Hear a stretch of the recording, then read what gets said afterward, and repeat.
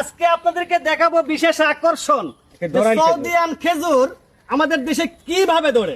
এই দেখেন, এই যে আর নয় আরব দেশে খেজুর, এবার বাংলাদেশে। এই যে দেখেন অনেকগুলা বিদেশি খেজুরের চারা নিয়ে আমরা দাঁড়াইছি এখানে। আর আজকে আপনাদেরকে দেখাবো বিশেষ আকর্ষণ সৌদিয়ান খেজুর আমাদের দেশে কিভাবে ধরে। এই দেখেন, এই যে অনেক বড় একটা তুকা এখানে খেজুর ধরছিল, আমার মনে হয় পাকার পরে এরা সবাই খেয়ে ফেলছে। এটা পাশে এটা রহস্যটা উদ্ঘাটন করি আমরা।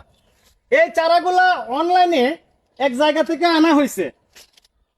কার কাছ থেকে আনা হয়েছে নামটা আমি বলে ওনাকে লজ্জা দিতে চাই না।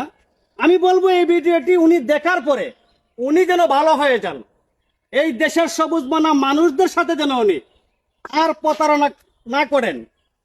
পরবর্তী কোনো সময় কোনো জায়গায় যদি সালে ভাই দেখে, হয়তো বিষয়টা এখানে দেখা যাচ্ছে অনেকগুলা খেজুর। আচ্ছা ভাই, বস্তাগুলার পরে কি বলছিলেন আপনি ওনার কাছ থেকে নেন? খেজুর মনে হয় 1 কেজি হবে।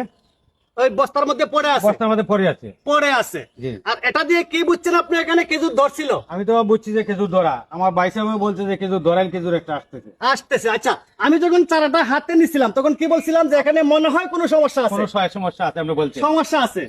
এজন্য এই গাছটা হাতে নিয়ে এখানে আসলাম। সমস্যাটা কি আজকে আপনাদেরকে আমি দেখাবো। এবার আমরা যদি ভালো করে দেখি, একজনে একটু এটা টান দেন দেখি ভাই, একজনের টান দেন, এটা টান দেন। ওটা তো ছাইটা দেখা যাচ্ছে ঢুকাই দিছে ওইটার ডাগলার ভিতরে। আর বুঝাইছে কি যে আমি খেজুর সহ গাছ আপনাদেরকে দিতেছি।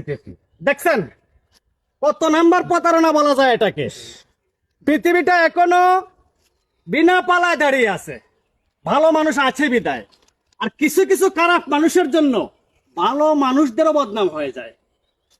তো আজকে আপনারা দেখলেন, যারা খেজুর সহ চারা কিনে বাংলাদেশে বসে আরবি খেজুর খেতে চান, এদের জন্য আজকে ভিডিওটা। মূলত আমি একটা কথা সব সময় বলি, আল্লাহ সুবহানাহু তাআলা যেখানে যে জিনিসটার উপরে বরকত দিয়েছেন সেখানে সেই জিনিসটাই ভালো হবে।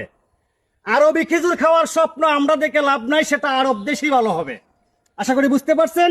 ভালো থাকবেন, সুস্থ থাকবেন। আল্লাহ হাফেজ।